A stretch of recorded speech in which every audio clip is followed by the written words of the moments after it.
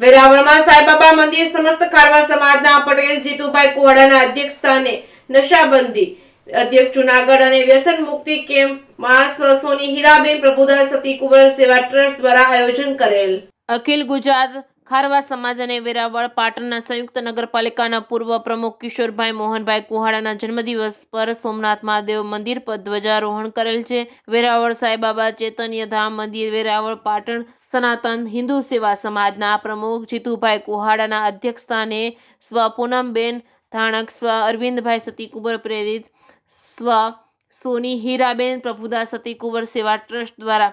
દ્રિપ્તિબેન વ્યાસના માનસિક રોગના નમ્રતાબેન ગઢિયા દ્વારા વ્યસન મુક્તિ કાર્યક્રમનું દીપ પ્રાગટ્ય કરી માર્ગદર્શન અધિક્ષક નશાબંધી જુનાગઢ અને જિલ્લા પંચાયત આરોગ્ય શાખાના તમાકુ નિયંત્રણ સેલની ટીમ ઉપસ્થિત રહી હતી. તેમજ કેક કાપી કિશોરભાઈ મોહનભાઈ કુહાડાને પુષ્પગુચ્છ આપી પ્રોત્સાહિત કરેલ, જેમાં એસપી મારુ, જિલ્લા પંચાયતના પ્રમુખ મંજુલાબેન મુછાળ સાહેબ, સિવિલ હોસ્પિટલના આરએમઓ